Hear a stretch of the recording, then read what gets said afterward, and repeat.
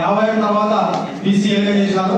ఈరోజు భారతదేశంలో అన్ని రాష్ట్రాల్లో కూడా ఎస్సీలు ఉంటే కేవలం తెలంగాణ ఆంధ్ర మటుకు బీసీఏగా చేశారు. కానీ ఈ విధంగా దాదాపు 70 సంవత్సరాల నుంచి అక్కడ జరిగిన సార్.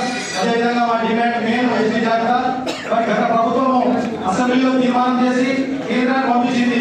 మరి గౌరవ ముఖ్యమంత్రి గారికి ఒకటే కోరుకుంటున్నాము, కేంద్ర ప్రభుత్వం ద్వారా పార్లమెంట్ లో క్వశ్చన్ చేసి కేంద్ర ప్రభుత్వం మాకు ఎస్సీ జాబితా చేయాలని వారి మనస్ఫూర్తిగా కోరుకుంటున్నాము. అదేవిధంగా వాల్మీకి కార్పొరేషన్ కూడా ఏర్పాటు చేసి భోజన ఆత్మహత్య చేస్తున్నాం సార్. అదేవిధంగా జనాభా సమస్య ప్రకారంగా రాజకీయ రిజర్వేషన్ సార్. మాకు ఇంతవరకు ఒక ఎమ్మెల్యే ఎవరు లేదు సార్. దయచేసి రాజకీయంగా కూడా మాకు కల్పించాలని.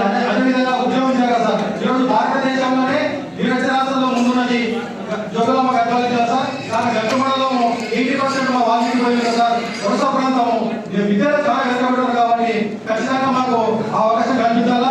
అదేవిధంగా భూమి లేని నిరుపేదలకు కూడా 5 ఎకరాల భూమి ఇవ్వాలని కూడా డిమాండ్ చేస్తున్నాం సార్ రాష్ట్ర ప్రభుత్వాన్ని. అదేవిధంగా ముఖ్యంగా మాకు గత ప్రభుత్వము ఉప్పర్ బగాయిలో 1 ఎకరా పొలం ఇచ్చింది, దానికి నిధులు ఇవ్వలేదు. ఈ ప్రభుత్వము ఆ బిల్డింగ్ కన్స్ట్రక్షన్ కూడా మాకు నిధులు ఇవ్వాలని మనసులో కోరుకుంటూ, ముఖ్యంగా మరి ఈడబ్ల్యూఎస్ గురించి మనం మాట్లాడవలసిన అవసరం ఉంది.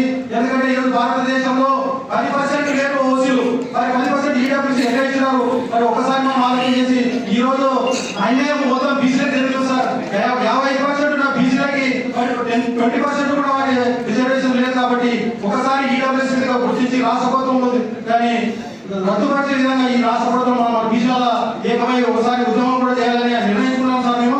అదేవిధంగా ట్యాంక్ బండిపై వాల్మీకి మహర్షి సార్, వాల్మీకి రామాయణ రాసిన వాల్మీకి మహర్షి ఆయన విగ్రహం పెట్టాలని కూడా ఈ సార్ కోరుకుంటూ మీ అందరికీ ధన్యవాదాలు తెలుపుకుంటాం సార్. Thank you sir.